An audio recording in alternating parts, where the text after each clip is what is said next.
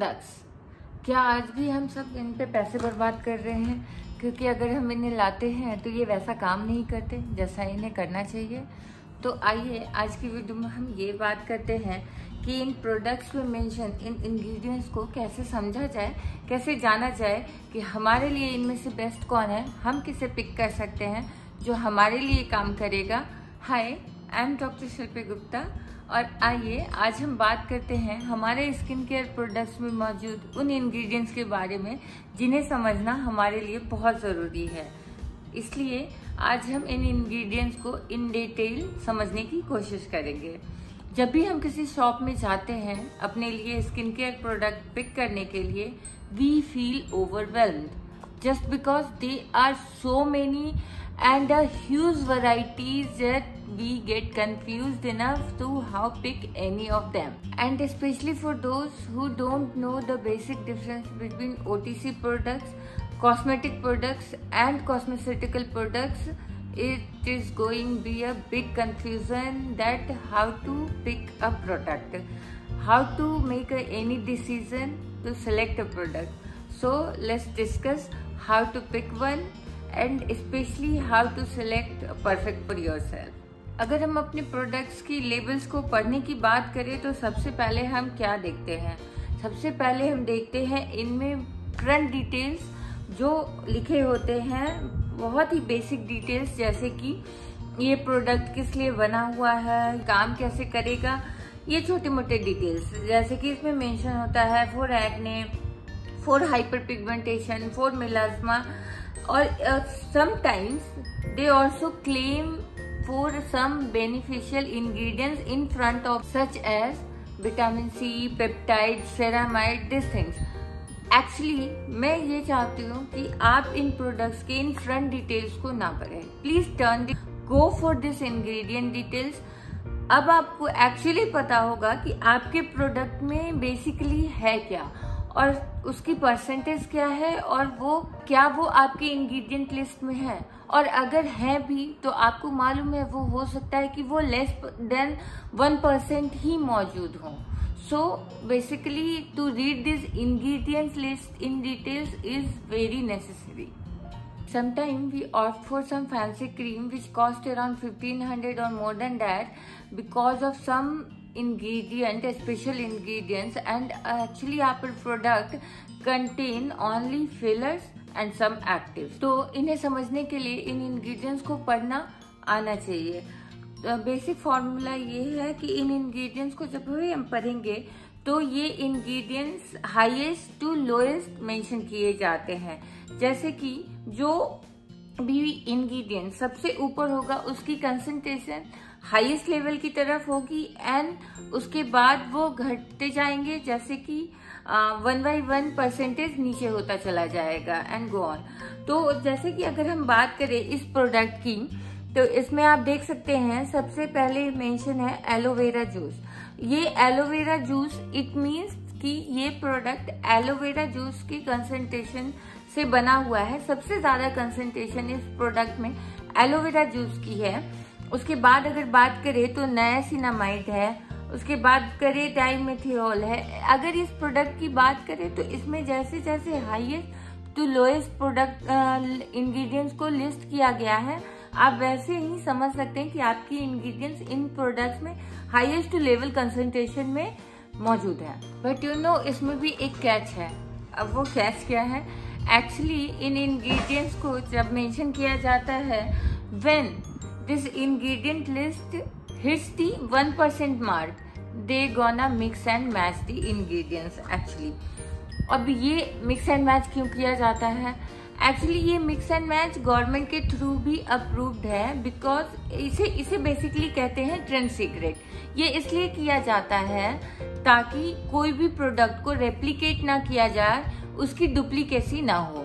But as a consumer we must notice one thing, that the star product which is mention in your label in front of the product, they must be placed before this 1% mark. Well, जब हम इन products को खरीदते हैं, they are so many and different kinds of variety that we get confuse. So इनमें से बहुत सारे products ऐसे हैं और बहुत सारे इंग्रेडिएंट्स ऐसे हैं जो रेगुलेटेड सब्सटेंस नहीं है, जो केमिकल्स हैं, और जिन केमिकल्स को यूज करने के लिए कुछ परसेंटेज तैयार किए गए हैं, वो उन्हीं परसेंटेज में हमारे प्रोडक्ट्स में डाले जाएंगे।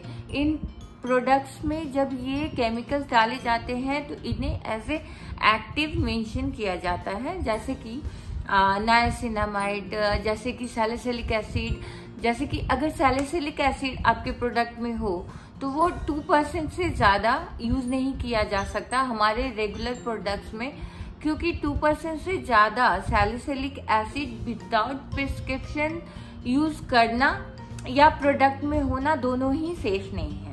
इस तरह के प्रोडक्ट्स जिनमें ये एक्टिव्स हैं, परसेंटेज ऑफ एक्टिव्स हैं, इन प्रोडक्ट्स को OTC प्रोडक्ट्स कहते हैं, over the counter product. It means ये वैसे प्रोडक्ट्स हैं जो एक्ट करेंगे as a therapeutic, as a medicinal effect. ये हमारे स्किन सेल्स पे भी काम करेंगे, हमारे बहुत सारे स्किन प्रॉब्लम्स पे भी काम करेंगे। ये basically little percentage of medicine है हमारे स्किन के लिए, जो हमें ओवर द काउंटर मिल जाता है और जिन्हें actually over the counter use करने के लिए इन परसेंटेज को तैयार किया गया है। This OTC products actually a less percentage of medicine which we can get over the counter easily, and some of the products which have higher concentration of actives, they are actually prescribed or prescription basic products. They can be prescribed by your doctors or they can be used by you by concern of any doctor. So basically the product which contain more percentage of actives in it, actually, which is not authorized to be sold on like a OTC product, that product is basically a prescription product which can be prescribed by your doctor only. अब कुछ ऐसे regular skin care products हैं जैसे कि cosmetic products और cosmetical products. What are they, what are this cosmetic और what are this cosmetical products? So basically the cosmetic products are not referred as a makeup product, they are a basic skin care product. This cosmetic means basic skin care which contain very natural ingredient, very basic ingredients in its composition, in its ingredient list, like shea butter, aloe vera juice, these things of moisturizer which contain glycerin, shea butter. I told you shea butter, aloe vera juice. This is a very simple skincare product, and toners which can contain alcohol, rose water, aloe vera juice. So these are going to be a very simple or regular skincare products. Now what is this cosmeceuticals?